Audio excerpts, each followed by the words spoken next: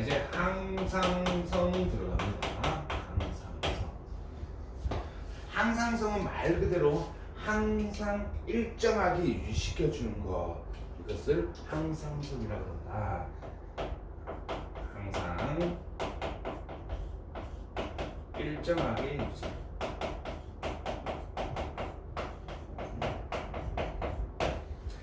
내 몸을 항상 일정하게 유지시켜주는 거. 그 첫 번째가 바로 호르몬입니다. 호르몬. 자, 호르몬은 정의가 뭐냐? 내 분비샘에서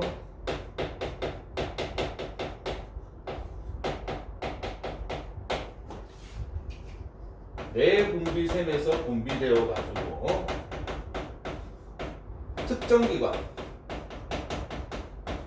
특정 기관이라고도 하고 표적 기관이라고도 하고 표적 기관, 표적 세포 이 특정 기관에 어떻게 작용을 해가지고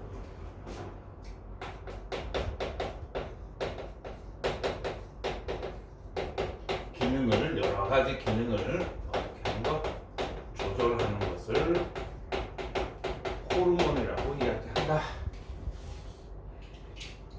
자, 여기서 그럼 여러분들 지금 궁금한 게 내분비샘.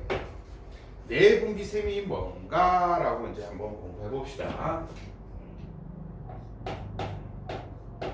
내분비샘. 내분비샘과 반대되는 개념이 외분비샘. 내분비샘과 외분비샘에서 가장 큰 차이점은 내분비샘은 만드는 기관이 따로 있다 없다. 없다. 내분비샘은 분비기관이 따로 없다. 분비기관이 없다. 얘는 외분비샘은 만드는 분비기관이 따로 있다. 그래서 얘는 분비기관이 따로 없기 때문에 그 기관에서 만들어서 어떤 조직이나 기관에서 분비되어 가지고 뭘 따라 흐른다? 혈액을 따라 흐른다. 혈액을 따라 이동한다. 얘는 분비하는 기관이 따로 있고, 그럼 내분비샘에는 종류가 어떤 것들이 있냐라고 하면은 우리가 뇌에서 보면은 우리 간 내에 붙어 있는 뇌하수체라는 것이 있고, 뇌하수체. 그 다음에 뇌하수체 말고 또 어디에 있냐면은 우리 이렇게 목주 부분에 있는 갑상선. 갑상선이라고도 하고 갑상샘이라고도 이야기합니다. 그 다음 우리 이자 근처에 있는 부신이라는 곳이 있고, 부신. 그 다음에 또 어디 있냐면은 우리 이자. 그 다음 생식기관. 생식기관이라고 하면은 남자 같은 경우에는 종소, 여자 같은 경우에는 단소 이렇게 되는. 그러면 외분비샘에서는 누가 있냐? 외분비샘. 분비기관이 따로 있는 거, 샘자로 붙어 있는 거 여기 해당이 됩니다. 뭐 그렇죠?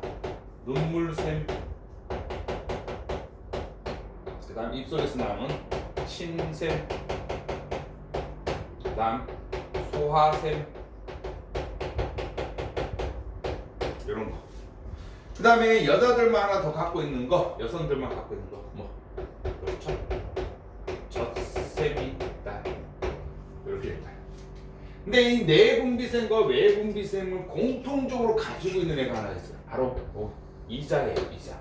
그래서 여러분들 중학교에서는 이 이자가 상당히 중요해요. 그러면 이자에서는 이 이자라고 하는 것은 내분비섬에서 분비되는 것도 있고 내분비섬에서도 분비되는 것도 있고 둘다 갑니다.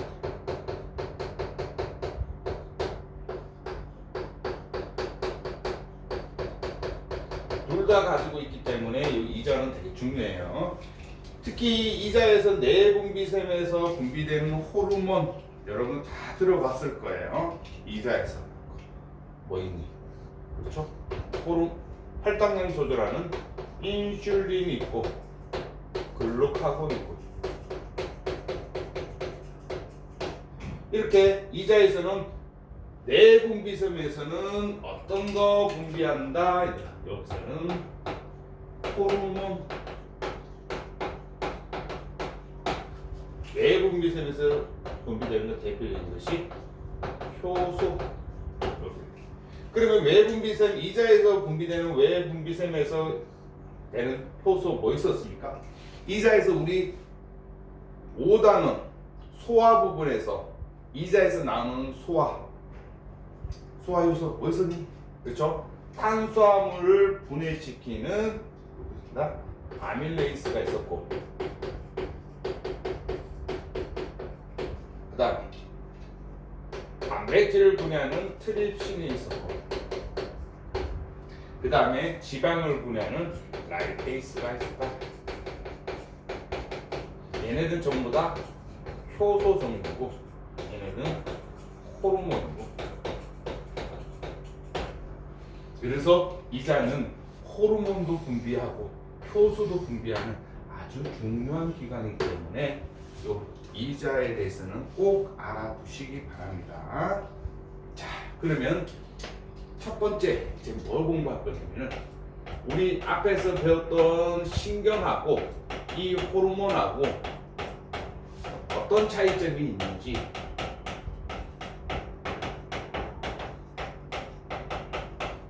얘네 두 개의 차이점을 한번 공부해 볼게요. 자, 차이점이 뭐가 있냐? 일단은 첫 번째 호르몬, 두 번째 신경, 얘네들의 차이점이 뭐가 있을까 하면은 첫 번째 얘네들은 전달 매체,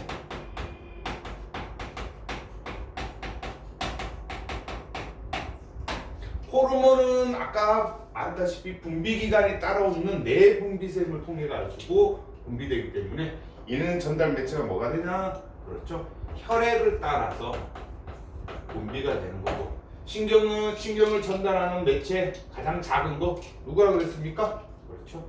뉴런을 통해 가지고 전달.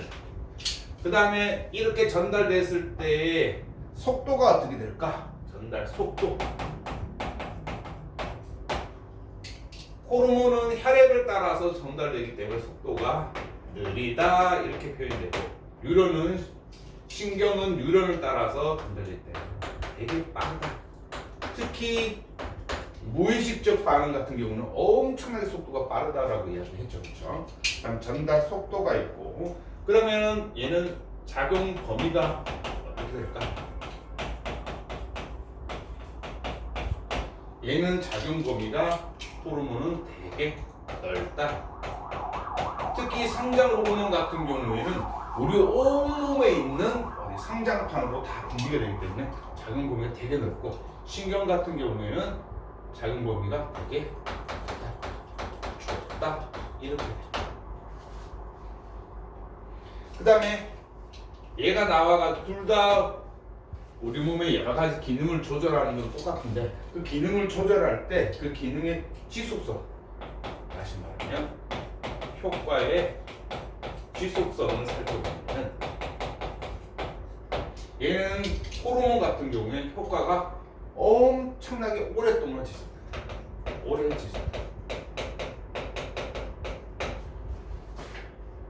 지속된다.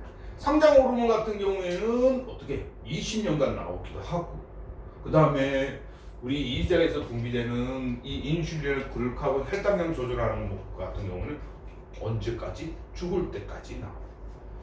근데 신경 같은 경우에는 효과와 지속성이 어떻게 되게 짧다. 다시 말하면 일시적이다라고 표현해요.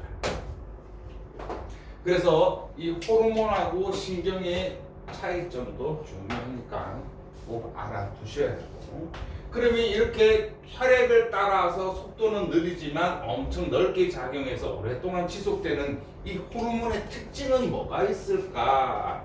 호르몬의 특징을 한번 살펴보면, 호르몬의 특징.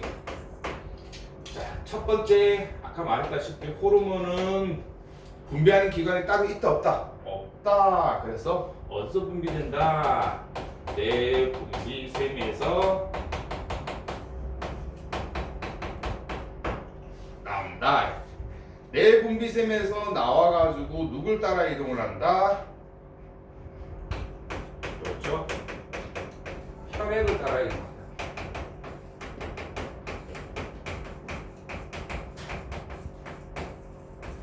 그 다음 두 번째 특징. 이 호르몬은 특정 기관, 자신의 호르몬의 종류에 따라서 그 호르몬이 작용하는 기관이 따로 있어요. 그걸 특정 기관이라고 하고, 특정 기관 또는 표적 기관에 어떻게 한다? 적용된다. 다시 예를 들면은 우리 생장 호르몬, 성장 호르몬 같은 경우에는 어디에만 작용한다? 우리 온몸에 퍼져 있는 성장판에 작용을 한다.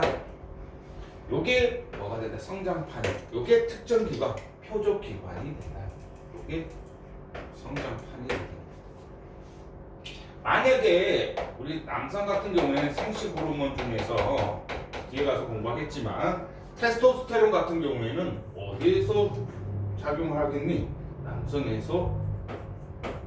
남성에게만 작용을 한다. 이게 다 다르다. 그 다음 세 번째, 호르몬의 양이 되게 많은 것이 아니라 분비량이 상당히 적습니다. 분비량이 적다. 분비량이 적다라는 표현을 쓰기도 하고, 교재마다 미량으로 분비된다, 소량으로 분비된다, 다 같은 말이에요. 같은 말이다. 되게 적게 분비된다. 그 다음에 적은 양으로 분비량이 적지만 어떻게 효과는 어떻다? 지속적일 때 넓은 효과를 낳는다. 분비량이 되게 적은데도 불구하고 이 분비량이 너무 적으면은 어떻게 되냐면 결핍증에 걸리기도 하고, 분비량이 적은데도 그 중에서 너무 많이 분비되면은 과다증입니다. 과다증. 이렇게 돼요. 요건 뒤에 가서 또 배웁니다. 네 번째, 호르몬 특징 중에서 호르몬은 특이하게 이것이 중요해요.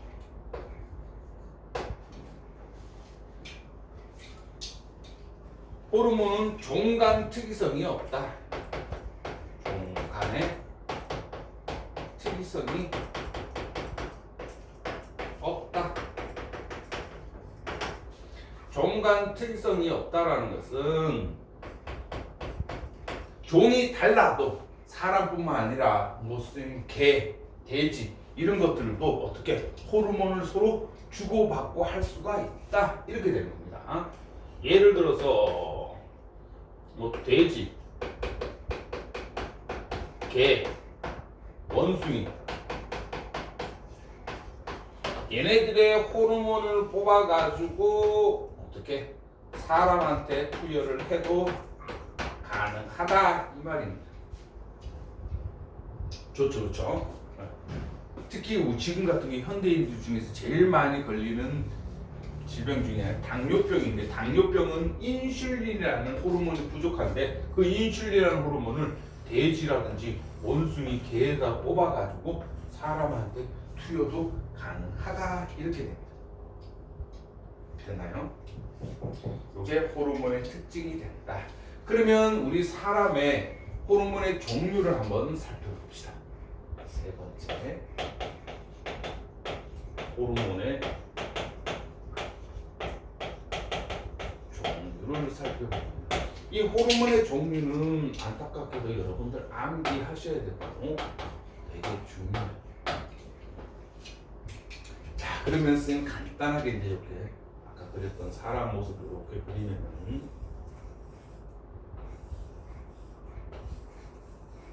사람이 이렇게 그리게 되면은 여기 뇌가 있었죠, 그렇죠? 뇌 여기 조그맣게 있는 여기 부분에 간내에 작용하는 뇌하 수체가 있고 목 부분에 있는 것이 갑상선 혹은 갑상샘 이렇게 있고 그 다음에 여기 이자 요 양 끝에 붙어 있는 요 부분이 부신 그 다음이 이자 그 다음 여기 사람의 생식기관인 생식기관 요 장소가 다 뭐가 된다? 요 장소가 바로 우리 앞에 배웠던 내분비샘이 내분비샘입니다. 그러면 이 내분비샘에서 분비되는 호르몬의 종류는 어떤 것들이 있을까 한번 살펴보면은 첫 번째 우리 뇌하수체. 뇌하수체는 어디에 붙어 있냐면은 얘는 간내에 붙어 있는데 우리 사람의 뇌 중에 간내에 조그맣게 하트 모양으로 좀 붙어 있는데 하트 모양은 붙어 있어서 앞에 있는 것을 뇌하수체 전엽이라고 그러고 뒤에 있는 것을 뇌하수체 후엽이라고 이야기를 해요. 그래서 뇌하수체 전엽과 뇌하수체 후엽으로 나누고 뇌하수체 전엽에서 나오는 호르몬 종류 이제 살펴보면은 이제 호르몬 H로 간단하게 적을게요. 첫 번째 어떤 호르몬이 나오냐면은 뇌하수체 전엽에서 제일 잘 알고 있는 생장 호르몬이 분비가 돼요. 생장 호르몬, 성장 호르몬 같은 말입니다. 출판사마다 조금 틀리지만 생장 호르몬이 나오고 그 다음에 갑상선 자극 호르몬, 갑상선 자극 호르몬. 갑상선한테 가가지고 야 너 빨리 운동해 이렇게 자극을 시키는 갑상선 자극 호르몬이 나오고 그 다음에 어떤 호르몬 부신 자극 호르몬 이렇게 나오고 그 다음에 생식샘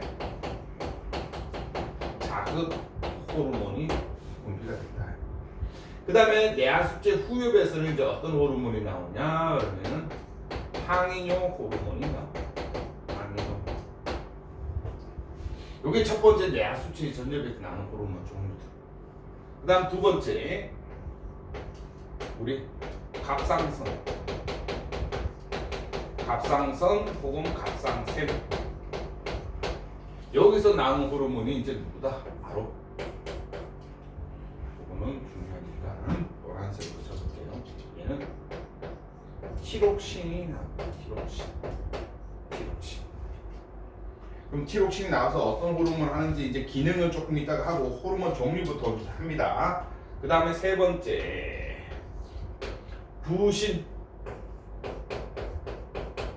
부신에서 분비되는 호르몬은 너무나 잘 알고 있죠? 어떤 거 우리가 흥분했을 때 나오는 되게 기분 좋고 막 흥분했을 때 나오는 거 그렇죠? 아드레날린. 아드레날린이라고도 하고 다른 표현으로 하면은 어떻게 한다? 에피네프린이라고도 이야기합니다.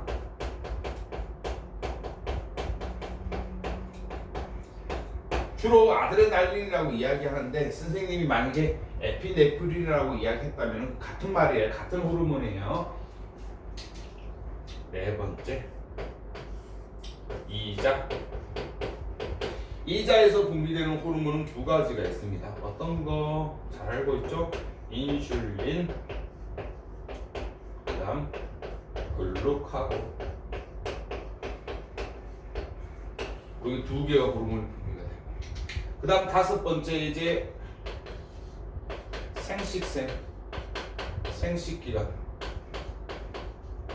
생식기간에서는 남자 여자가 틀린데 남자 같은 경우에는 어떤 거? 그렇죠? 프로게스테론.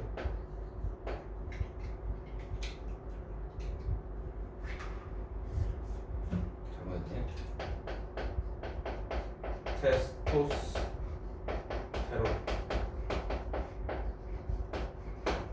여자 같은 경우에는 에스트로겐.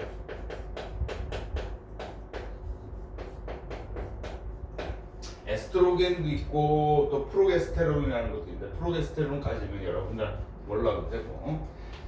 자, 그러면 이제 호르몬의 종류를 이제 살펴봤으면 여기 호르몬의 종류 앞에 게 이렇게 내분비세. 그러면 호르몬의 종류를 살펴봤으면 이 호르몬에서 나는 특징. 생장 호르몬 말 그대로 뭘 하겠니? 우리 몸에 성장을 담당하고 있죠, 그렇죠? 몸의 생장을 담당한다. 표적 기관은 어디가 되겠니? 그렇죠? 우리 뼈 말단에 있는 어디에 해당된다? 성장판에 해당이 되겠죠, 그렇죠? 이런 몸의 생장을 하게 되고 만약에 얘가 부족하거나 많게 되면은 결핍증. 만약에 이 생장 호르몬이 부족하게 되면은 결핍증은 뭐 어떤 결핍증이 있을까? 그렇죠? 외소증. 다시 말하면 외소증을 다른 표현으로는 난쟁이라고 부릅니다. 난쟁이. 성인이 돼도 키가 1m 이상 자라지 않아요. 1m 채 되지 않아. 그런 사람을 우리가 소인증, 난쟁이, 외소증 이렇게 부릅니다. 그 다음 너무 많으면 과다증.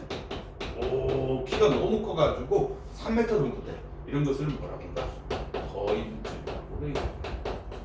그 다음에 우리 인체의 말단 부분에 계속 자라는 말단 비대증. 말단, 손끝, 발끝, 뭐 턱끝. 체육만이 옛날에 이거 말단 비대증 걸려가지고 턱이 계속 이렇게 자란다고 하는데 이런 것들이 있고. 그 다음에 갑상선 자극 호르몬, 말 그대로 갑상선 자극 호르몬 뭐겠니? 그쵸? 갑상선 자극 호르몬은 갑상선에서 티록신이라는 호르몬이 나오는데 갑상선에서 티록신이 나오는데 이 티록신 분비를 어떻게 한다? 티록신 분비를 촉진시키는 역할을 한다. 너 빨리 나와서 일해! 라고 이야기하는 거. 그럼 부신 자극 호르몬은 말 그대로 부신에서 아드레날린 분비를 어떻게 한다? 촉진시키는 역할을 한다. 생식생 자궁 호르몬은 어디? 생식기관에서.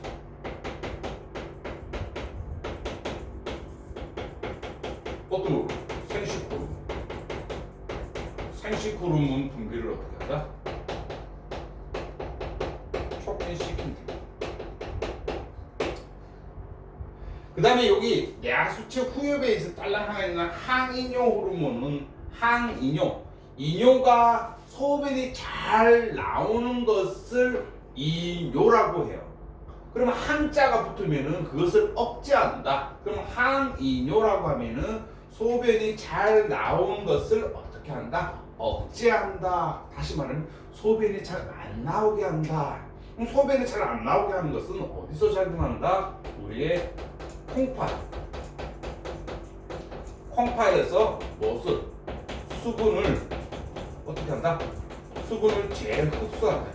수분을 재흡수하게 되면은 당연히 소변량이 적어지겠죠. 그 이뇨, 소변이 나오는 것을 억제한다. 그럼 소변량이 어떻게 된다? 줄어든다. 이렇게. 그럼 이 수분을 재흡수하는 거 우리 뭐라고 배우니? 콩팥에서 오줌을 만드는 단위. 그렇죠? 네프론이라고 했죠. 그럼 네프론에서는 어떤 거 있니? 실처럼 뭉쳐져 있는 사구체. 이 사구체를 감싸고 있는 보문 주머니. 이 보문 주머니에 연결되어 있는 관을 세뇨관. 그렇죠? 세뇨관에서 한다. 이 세뇨관에서 수분을 재흡수하기도 하고 재흡수를 좀 적게 하기도 하고 조절한다. 그래서 이 항이뇨 호르몬은 어디서 콩팥에서 작용을 한다라고 알아두시면 되고. 그다음 이제 두 번째 티록신. 갑상선에서 나오는 이 티록신에서 나오는 호르몬은 어떤 역할을 한다? 그렇죠? 우리 세포호흡을 촉진시킨다. 세포호흡을 촉진시킨다. 세포호흡을 촉진시키게 되면은 에너지를 많이 만들어내게 되고, 그래서 이 티록신이 너무 많게 되면 이 티록신 같은 경우에는 결핍증과 과다증이 있다. 그러면 티록신이 너무 많이 분비되면은 어떤 일이 벌어지냐? 티록신이 너무 많이 분비가 되면은 갑상선 기능이 어떻게 된다? 갑상선 기능 너무 많이 분비된다. 그래서 항진증이라고 해요. 항진증. 갑상선 기능 항진증이 생기게 되면은 세포호흡을 많이 내게 되면은 뭐가 만들어진다? 에너지가 많이 분비가 되고, 에너지가 많이 분비가 되니까 어떤 일이 벌어진다? 그렇죠? 체중이 감소가 돼요. 우리 몸에 들어왔던 음식을 빨리 세포를 통해 가서 빨리 분해시켜 버리니까 에너지가 많아지니까 내 몸에 축적할 수 있는 뭐가 없다. 영양소가 양분이 없다. 그래서 체중이 계속 감소가 됩니다. 선생님 그럼 체중 감소되니까 자동적으로 다이어트 되겠네요? 다이어트 돼요. 다이어트는 되는데 또 어떤 일이 벌어지냐면은 얘는 안고가 도출돼요. 안고 도출. 눈알이 튀어나온다 이렇게 보시면 돼요. 눈알이 튀어나오는 거 되게 보기 싫어. 그 다음에 맥박이 어떻게 된다? 맥박이 빨라지게 된다. 이게 갑상선 기능 항진증이야. 그럼 만약에 부족하게 되면 어떻게 될까? 갑상선 기능 그렇죠? 저하겠죠.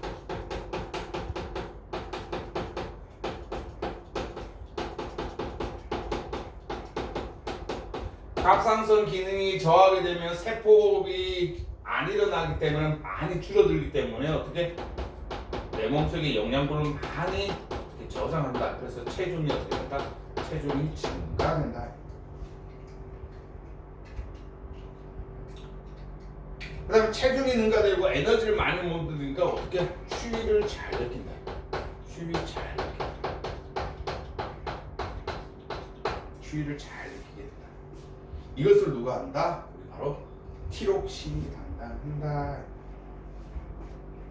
그래서 이 티록신은 세포호흡을 촉진해서 에너지 만들기 때문에 어떻게 열을 분비하게 돼서 우리 체온 조절을 담당한다. 이렇게 보시면 돼요. 그 다음에 아드레날린 같은 경우는 아까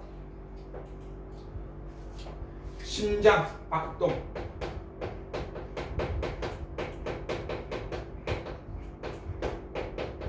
호흡작용,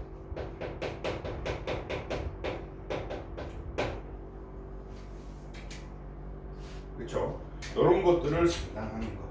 요게 아드레날린이에요. 그래서 우리 흥분했을 때 나타나는 누구랑 비슷하다라는 교감신경이랑 비슷하다라고 보시면 돼요. 그래서 얘는 또 어떤 거 하나 또 별표해 주세요. 요 아드레날린이 분비가 되면은 혈당량이 어떻게 된다? 혈당량이 증가된다. 혈당량이 증가된다. 요것도 부실해서 우리가 되게 즐겁고 이러면은 혈당량이 증가된다는 것도 알아두세요. 그 다음 인슐린, 이자에서 나오는 인슐린 어떤 역할을 할까? 인슐린은 바로 우리 혈당량 감소시키는 호르몬이에요. 혈당량을 감소시키는 호르몬인데 그럼 혈당량을 어떻게 감소시킬까? 이 혈당량을 감소시키는 것은 우리가 밥 먹고 난 다음에 밥 먹고 나면은 그걸 분해하기 때문에 포도당이 되게 많이 생기는데 그 포도당을 어떻게 한다? 포도당을 글루코젠으로 바꿔가지고 어디다가 간에 저장을 한다. 간에 저장. 그래서 인슐린과 글루카곤은 우리 몸에서 혈당량을 어떻게 조절하는 애인데 인슐린 같은 경우에는 혈당량을 감소시키는 거 하니까 언제 밥 먹고 난 후에 인슐린이 많이 분비가 돼요. 그래서 인슐린은 밥 먹고 난 다음 식사 후에 우리 몸속에 분해된 포도당이 너무 많으니까 얘를 어떻게 글루코젠이라는 걸로 바꿔두는데 얘는 포도당이 당이 한 개면은 글루코젠은 당이 이렇게 두 개예요. 합쳐져요. 그 어디다가 간에다 이렇게 딱 저장을 해놔요. 그럼 간에다 저장을 해놓으면은 이제는 내가 오늘 점심을 굶었어. 굶으면은 내 몸속에 혈당량이 너무 적어. 그럼 그 혈당량을 어떻게 다시 증가시켜요? 혈당량을 증가시켜요. 그럼 혈당량을 증가시키는 누구? 글루카곤이라는 호르몬이 나오는데 이 글루카곤은 어떻게 간에 저장돼 있던 누구를 다시 글루코젠을 어떻게 끄집어내 가지고 다시 어떻게 포도당으로 바꿔 가지고 혈당량을 증가시켜요. 됐죠? 그러면 인슐린이 부족하게 되면은 어떤 병에 걸리게 된다? 인슐린이 부족한 결핍증은 어떻게 된다?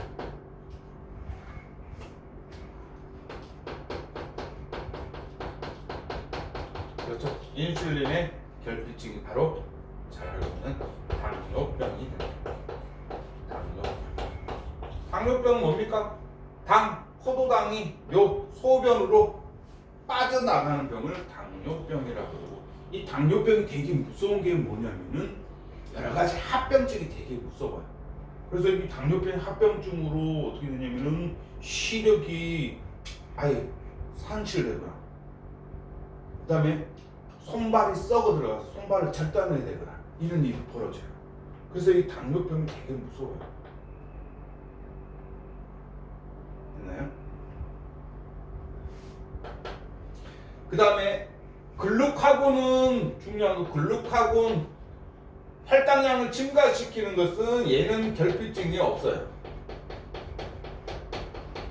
얘는 결핍증이 없다. 왜 결핍증이 없을까? 바로 이 혈당량을 증가시키는 글루카곤이 부족하면은 우리 몸에서 다시 어떻게 아드레날린을 분비시켜서 혈당량을 증가시켜요. 그래서 이 아드레날린 도움을 받기 때문에 얘는 결핍증이 없습니다. 그것도 알아두시고 테스토스테론 같은 경우에는 어떤 일이 벌어지냐? 테스토스테론은 남자의 2차 성장을 발현합니다. 남자의 2차 성장 발현.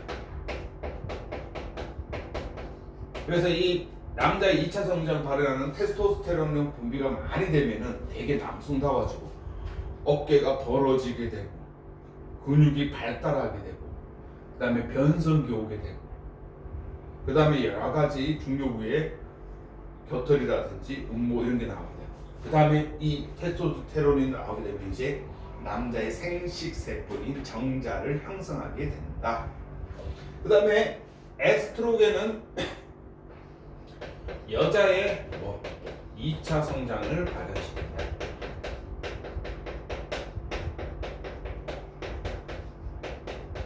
그래서 에스트로겐이 많이 분비되면 여성 같은 경우에는 어떻게 이제 출산을 위해서 골반이 벌어지게 되고 그 다음에 가슴이 발달하게 되고 그렇게 되는 거죠. 그렇죠? 그래서 테스토스테론이 많이 분비가 되면은 남자 같은 경우는 엄청 남성스러워지고 아예 부족하게 되면은 남자인데도 조금 여성스러운 사람 그렇게 되는 겁니다.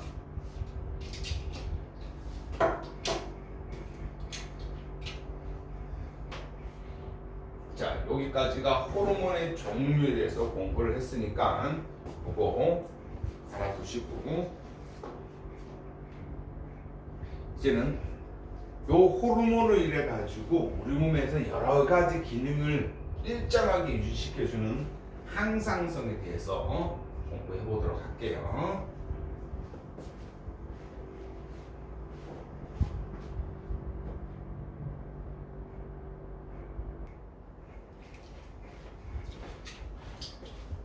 자, 이제 항상성 들어갑니다. 첫 번째 항상성 유지.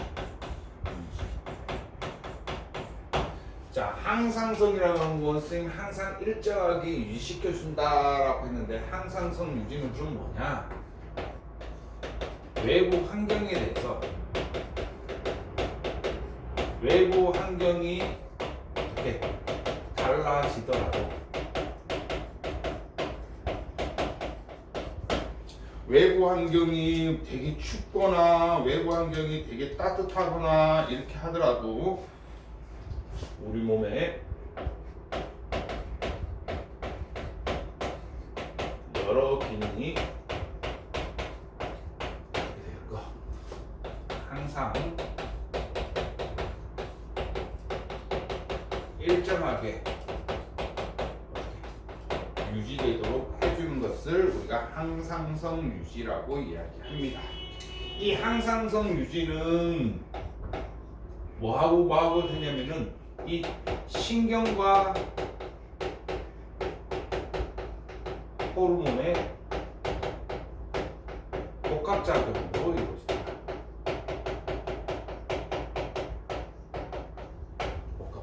신경만 아니라 신경뿐만 아니라 호르몬도 같이 나와가지고 이렇게 해주는 거고 이 항상성의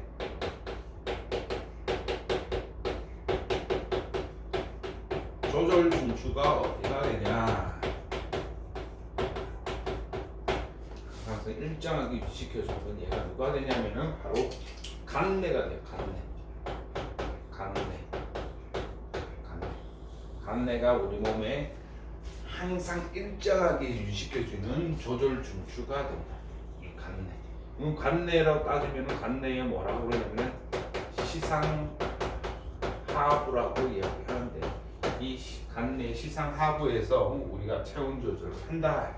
그럼 다시 말하면 항상성 유지를 하면은 항상성 조절을 어떻게 하냐? 항상성 조절을 어떻게 하냐면은 간내가 먼저 어떻게 인식을 해가지고 간내가 인식을 해서 호르몬 양을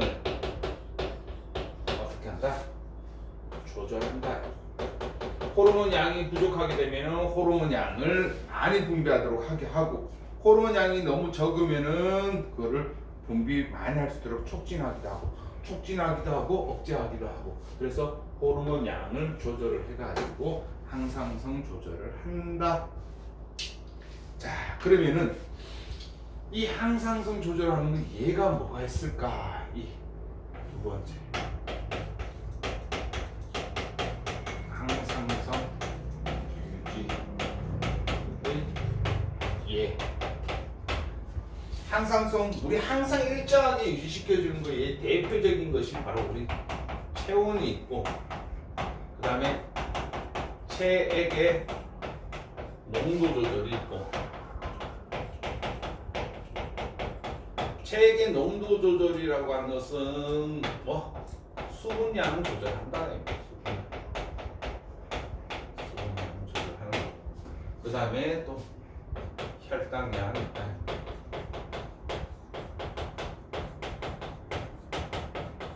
요것을 담당하는 것이 우리 뇌에서 어디다? 그렇죠. 간내가 된다. 간내가 이것을 담당한다. 그러면 이 중에서 먼저 첫 번째 체온 유지부터 한번 살펴봅시다. 체온 유지. 사람의 체온은 항상 몇 도? 36.5도로 유지시켜준다. 36.5도. 36.5도씨로 항상 일정하게 유지가 되는데 그러면 체온 유지 어떻게 되는지 살펴봅시다. 첫 번째는 우리가 추울 때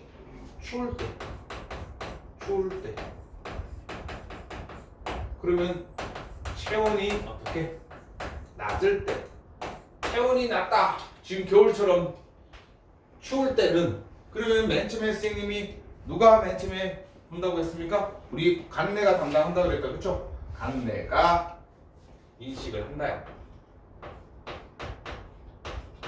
간내가 인식을 한다. 그럼 간내가 인식을 하게 되면은 여기 조건이 두 가지가 나와요. 이제 호르몬이 분비되기도 하고 어떻게 호르몬 분비되기도 하고 신경이 전달되기도 하고 그러면 여기서 두 개로 나눠주면 호르몬이 작용하기도 하고 신경이 작용하기도 한다. 그럼 간내에서 신경이 작용하게 되면 어떤 일이 벌어지냐? 추우니까 신경에서 이제는 어떻게 해라라고 하면은 우리 피부 혈관을 어떻게 한다? 수축시킨다. 혈관을 수축시킨다. 혈관을 수축시키니까 열 발산이 어떻게 된다? 열 발산을 어떻게 된다? 억제시켜버린다. 열 발산을 억제시키니까 열이 발산을 밖으로 안 되니까 체온이 떨어지는 것을 방지할 수 있고, 그렇죠? 그 다음에 또 어떻게 혈관 수축을 하는 게 이제는 어떻게 신경이 되면은 이게 근육이 어떻게 된다? 근육이 떨린다. 근육이 떨리게 되면은 어떻게 체온이 올라간다. 그래서 이 간내는 뇌의 지배를 받지 않기 때문에 우리가 추우면은 몸을 혈관 수축을 해가지고 몸을 움츠리고 몸을 움츠린 다음에 나도 모르게 근육을 막 이렇게 움직이는데 떤다. 그렇게 해서 체온을 상승시키고. 그럼 호르몬은 어떤 호르몬이 분비가 되냐면 이때는 간내에서 어떤 호르몬이 분비가 되냐면 갑상선 자극 호르몬 분비량을 증가시킵니다. 갑상선 자극 호르몬을 어떻게 한다? 촉진시킨다. 갑상선 자극 분비량을 어떻게 한다? 호르몬을 분비를 증가시킨다. 갑상선 자극 호르몬 분비량이 갑자기 많아집니다. 갑상선 자극 호르몬의 분비량이 많아지게 되면은 자극을 시키게 됩니다. 누가 들어가겠냐? 당연히 갑상선으로 가겠죠, 그렇죠? 갑상선 혹은 갑상샘으로 가게 됩니다. 그럼 갑상샘에 가가지고 야, 너희 주인 지금 추우니까 빨리 이 호르몬 분비해! 라고 하면은 갑상샘이 알겠습니다. 그러면서 어떤 호르몬을 분비시킨다? 티록신이라는 호르몬을 분비시킨다. 티록신이 분비가 됩니다. 그럼 티록신이 분비가 되면은 아까 티록신이 뭐 한다고 했습니까? 촉진시킨 티록신 분비가 증가되면은 티록신의 분비가 증가되면 티록신이 하는 역할이 뭐였습니까? 그렇죠? 세포호흡을 촉진시킨다. 세포호흡을 촉진시킨다. 세포호흡을 촉진시키게 되면은 세포호흡을 많이 하게 되면 뭐가 많이 발생됩니다? 에너지가 많이 발생됩니다. 즉 열이 발생된다. 그렇기 때문에 열 발생되기 때문에 어떻게 된다? 우리 체온이 어떻게 된다? 올라간다. 요게 추울 때 벌어지는 거예요. 그러면 이제는 추울 때가 아니라 이제는 어떨 때? 더울 때. 여름이겠죠, 그렇죠? 더울 때는 어떻게 될까? 내 체온이 너무 올라간다. 너무 올라가게 되면은 이 올라가는 것도 누가 담당한다? 우리 간내에서 인식을 한다.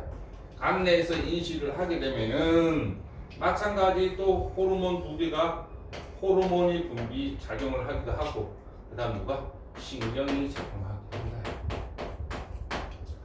그럼 신경이 작용하게 되면 어떤 일이 벌어지냐? 뭘 한다? 땀 분비를 촉진시킵니다. 땀 분비가 촉진되면은 땀이 나오게 되면은 우리 액체가 뭐로 바뀌는 거? 기체로 바뀌게 되는 무슨 현상이 일어난다? 기화 현상이 일어나게 되고, 기화 현상이 일어나게 되면은 우리 체내에 있는 열을 빼앗아 가지고 자기가 올라가 버리니까, 그래서 땀 분비가 되면은 어떻게 된다? 체온이 떨어진다. 이 기화열 때문에 그런 거죠. 이 기화열 같은 경우에는 우리가 중학교 1학년, 2학년 때 공부했던 거예요. 그래서 이제 체온이 떨어지고. 그래서 여러분들 여름에 수영장이라든지 이런 데 있어서 물 속에 있으면 괜찮은데 물 밖에 나오게 되면 어떻게 됩니까? 여름인데도 춥죠. 왜 그러냐면 물 밖으로 나오게 되면 내 몸에 있던 액체가 어떻게 기체로 기화 현상이 일어나면서 내 몸의 체온을 뺏어서 가버리기 때문에 내 체온이 떨어진다. 그래서 여름에 수영장 밖에 나오면 춥다. 추우면 다시 또 어떻게 된다? 이런 현상이 또 벌어진다. 됐습니까? 그러면 이제 호르몬이 딱 되면 이제 호르몬은 어떻게 되냐면은 얘가 간대에서 이제는 어떻게 갑상선 자극 호르몬은 어떻게 된다? 갑상선 자극 호르몬을 어떻게 된다? 억제시킨다. 억제. 야, 너 주인 춥대. 그러니까 갑상선 너 호르몬 많이 만들지 마. 하면은 갑상선이 어떻게 되냐? 갑상선. 알겠습니다. 그래서 어떻게? 티록신 분비량을 어떻게 하냐? 티록신 분비를 어떻게 하냐? 억제시킨다. 티록신 양의 분비가 억제되면은 어떤 일이 벌어지냐? 티록신 분비량이 억제되면 세포호흡이 어떻게 된다? 세포호흡이 억제가 된다. 세포호흡이 억제가 되면은 세포호흡을 많이 일어나지 않기 때문에 에너지 양이 어떻게 된다? 에너지 열 발생이 줄어든다. 그럼 열 발생이 줄어들으니까 어떻게 된다? 체온이 떨어진다. 체온이 내려간다. 요게 우리 몸에서 체온 유지라는 거. 그래서 이 체온 유지하는데 우리가 먹는 에너지의 대부분을 이 체온 유지하는데 씁니다. 항상 36.5도를 유지하기 위해서 이렇게 나옵니다. 그 다음에 두 번째는 요거 체액의 농도 조절. 체액의 농도 조절이라고 하는 것은 체액의 농도 조절. 우리 혈액에 수분량이 너무 적게 되면은 혈액이 끈적끈적해가지고 혈액 순환이 잘 안 될 거고, 그 다음에 우리 혈액 속에 수분량이 너무 많게 되면은 우리 체액의 농도가 너무 낮아질 거고. 그래서 이 체액의 농도 조절을 하는데, 이 체액의 농도 조절은 마찬가지고 우리 몸의 수분량을 어떻게 한다? 조절한다, 이 뜻입니다. 그래서 우리 몸의 70%가 물인데 이 70%를 항상 유지시키기 위해서 한다. 그러면 수분량을 어떻게 조절할까? 우리 몸의 수분량 조절하는 거. 첫 번째, 오늘 땀을 너무 많이 흘렸어.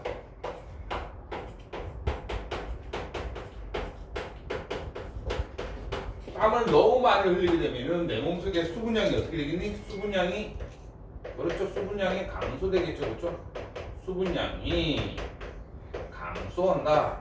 그럼 수분량이 감소하게 되면은 어떻게? 내 몸에서 수분량을 빠져나가는 것을 막아야 된다. 그러면 이것을 어떻게 하냐면은 또 이제 우리 호르몬 중에서 어떤 호르몬이 나오냐면 이제는 뇌하수체,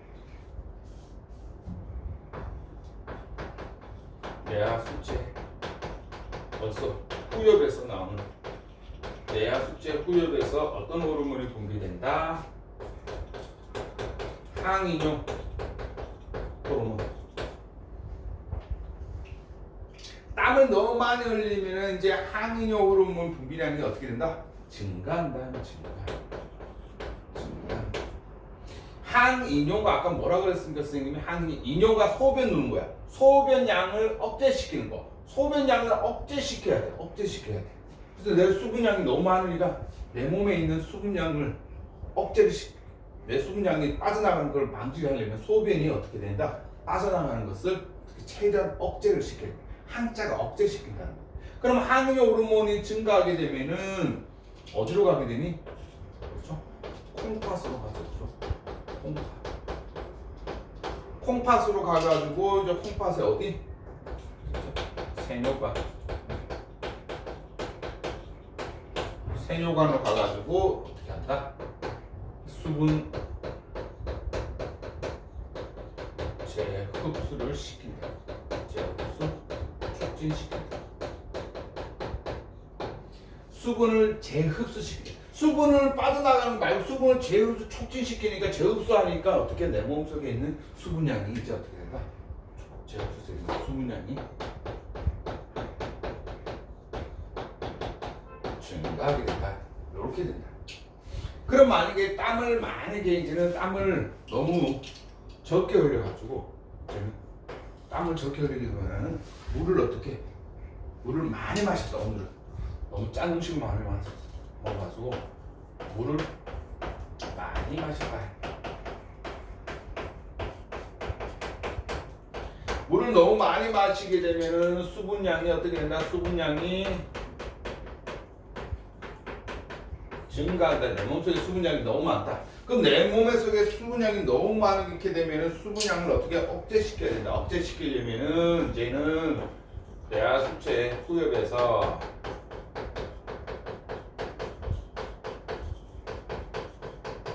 이제는 항이뇨 호르몬을 어떻게 시킨다? 항이뇨 호르몬을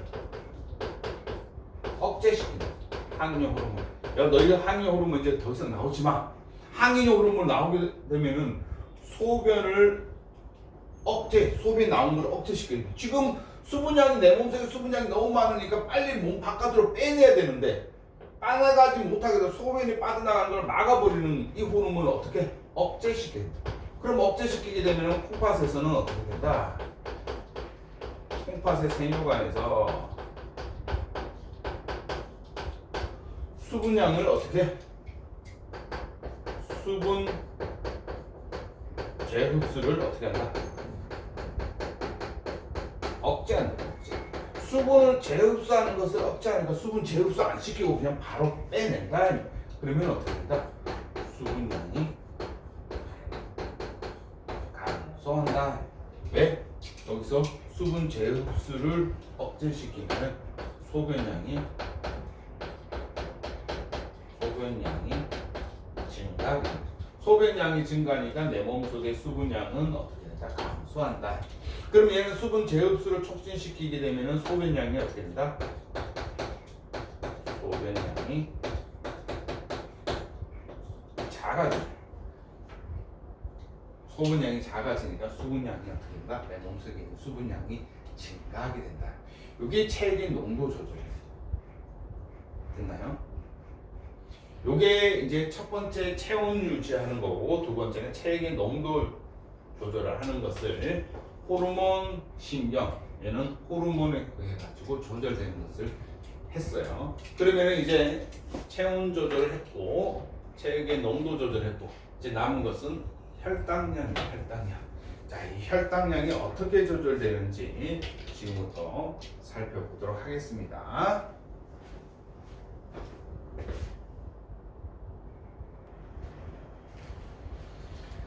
자, 이제 항상성의 세 번째 정리 누구냐? 그러면 혈당량 조절.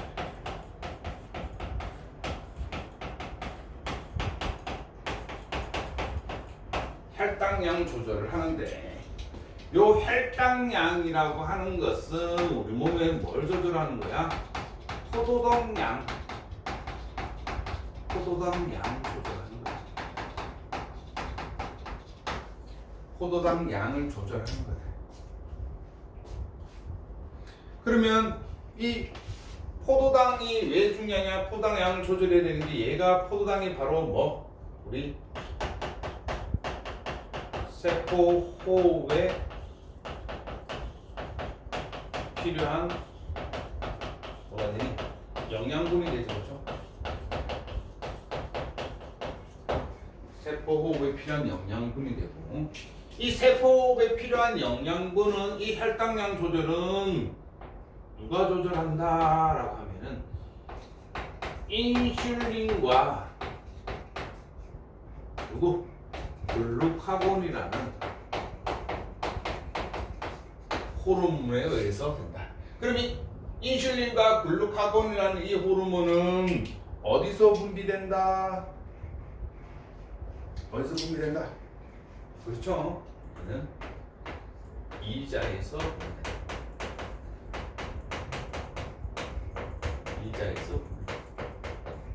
이자에서 분비된다. 그럼 첫 번째 살펴봅시다. 첫 번째, 우리 몸의 혈당량이 많을 때, 우리 몸의 혈당량이 너무 많게 되면 어떤 일이 벌어지냐? 몸의 혈당량이 많을 때는 언제냐라면은 바로 우리 식사 후에 여러 가지 음식을 먹은 다음에는 그 음식을 소화시켜 가지고 포도당이 되게 많아진다. 그러면 혈당량이 많다라는 것은 포도당이 되게 많다라는 거예요. 포도당 양이 엄청나게 많을 때. 그러면 어떻게 혈당량을 감소시키는가 하면은 이제 누가, 그렇죠? 우리 간내에서 이제 혈당량이 너무 많다라고 하게 되면은 이제 누가 이자에서 어떤 호르몬을 분비한다? 인슐린을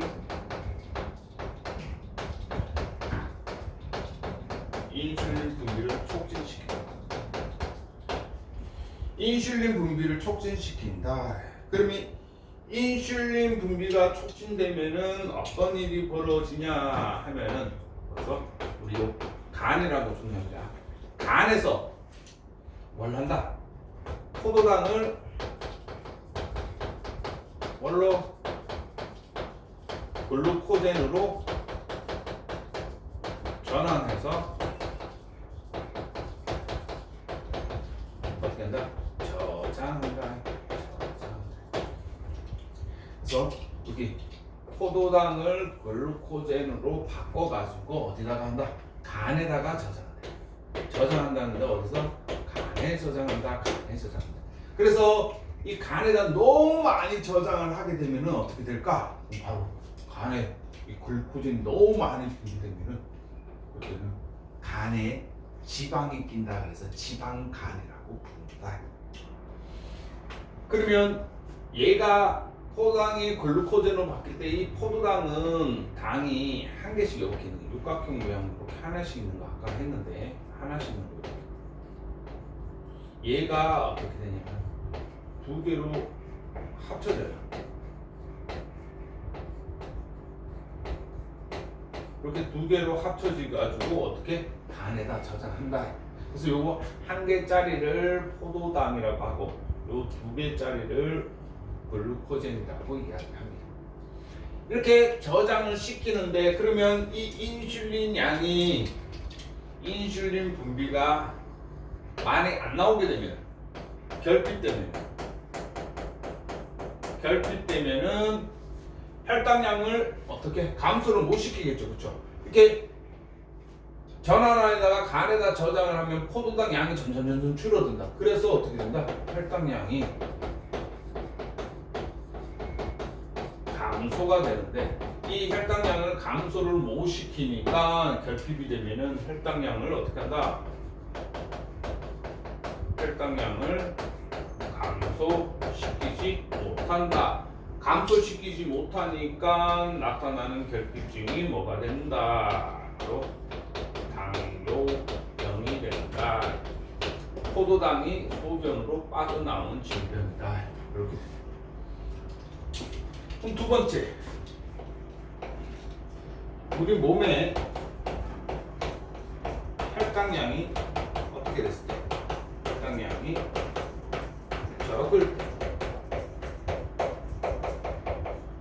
적을 때 혈당량이 적을 때는 언제입니까? 혈당량이 적을 때는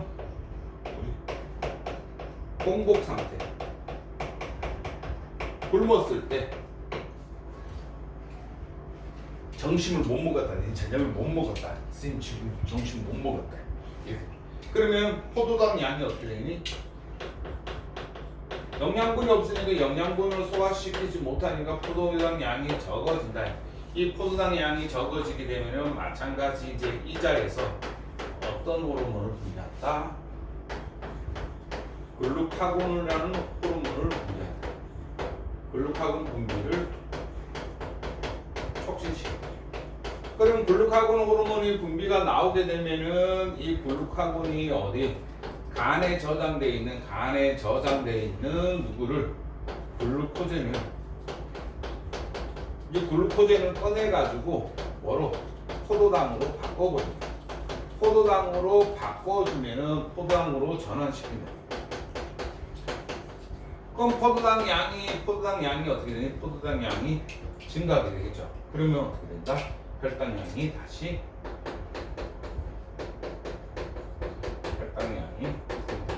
증가된다. 혈당량이 증가. 근데 선생님이 아까 이야기했다시피 이 글루카곤이 분비가 잘 안 되면은 결핍증이 있다 없다? 결핍증이 없다라고 이야기했어요. 그럼 글루카곤이 분비가 촉진이 안 되면은 어떻게 분비가 되냐면 여기서 어떻게 부신해서 뭘 낸다? 아드레날린을 낸다. 아드레날린이 분비가 돼가지고 어떻게 한다? 아드레날린이 이제 세포호흡을 촉진시켜가지고 어떻게 한다? 우리 중요한 세포호흡을 촉진시켜서 에너지를 많이 만들어낸다. 그래서 이 아드레날린이 어떻게 혈당량을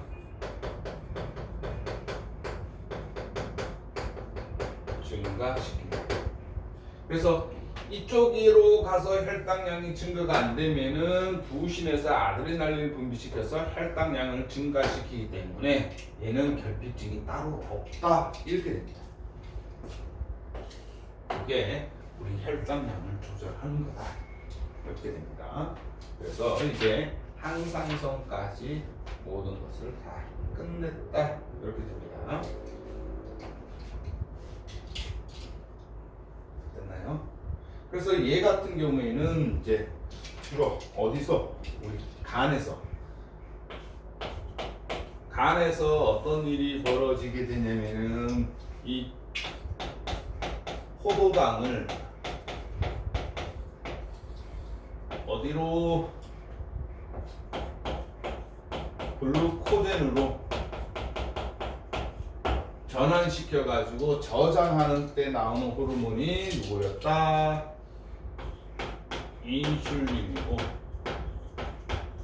글루코젠으로 바꿔주게 되면은 혈당량이 어떻게 된다? 혈당량이 감소하게 되고 이 글루코젠을 다시 어떻게 포도당으로 분해시킬 때 나오는 호르몬이 누구다? 글루카곤이다. 글루카곤으로 하게 되면은 어떻게 된다? 혈당량이 증가하게 된다. 이게 어디서? 간에서 일어난다. 이거 알아두시기 바랍니다. 됐죠?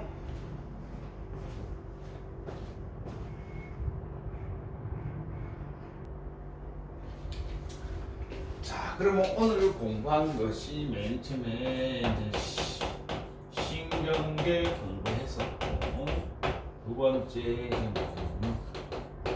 호르몬 공부했었고, 두 가지에 대해서 오늘 수업을 진행했었다. 그래서 신경계 같은 경우에는 어떻게 가장 작은 세포인 뉴런으로 구성이 됐고, 이 뉴런의 종류와 뉴런의 구조, 그 다음에 전달 경로 우리가 공부를 했었고, 그 다음에 이 신경계에서 첫 번째 신경계의 종류, 신경계는 크게 중추신경계와 말초신경계로 나누고, 중추신경계는 다시 뇌와 척수로 나눈다. 이 중추신경에서 뇌에서는 어떻게 대뇌가 있고 소뇌가 있고 중간뇌가 있고 간뇌가 있고 연수가 있고, 그래서 얘네들의 각각 장소와 기능에 대해서는 꼭 알아두셔야 되고, 그 다음 말초신경계는 다시 체성신경계와 말초신경에서는 자율신경계로 나눈다. 특히 자율신경계에서는 교감신경과 부교감신경으로 나누게 되고, 얘네 둘이가 서로 반대 역할을 하면서 그 기능을 일정하게 유지해 주는 것을 우리가 기항작용이라고 이야기합니다. 그래서 우리 이 인슐린과 글루카곤 이거 나오는 것도 서로 반대 역할을 하는 겁니다. 그래서 결국엔 얘도 뭘 한다?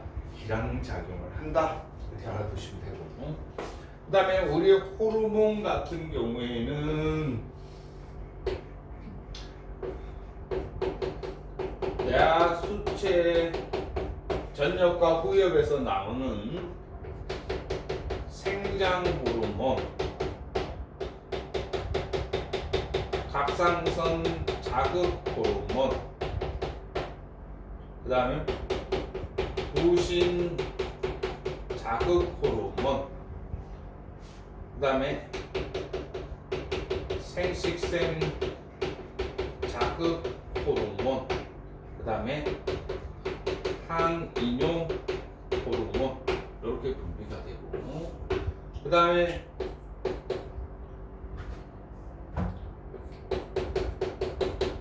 갑상선에서는 어떤 호르몬? 티록신이 분비가 되고, 그 다음에 부신에서는 아드레날린,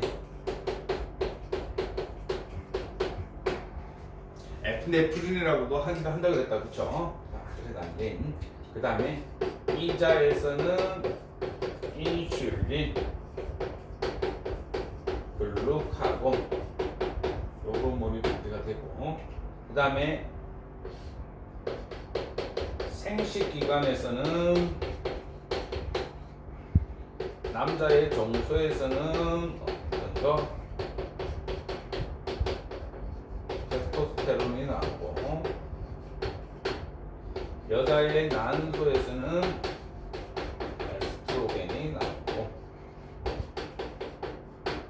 그래서 이 호르몬의 종류도 알아두셔야 됩니다. 우리 오늘 요거 공부했다. 그 다음에 이제 세 번째, 신경과 호르몬의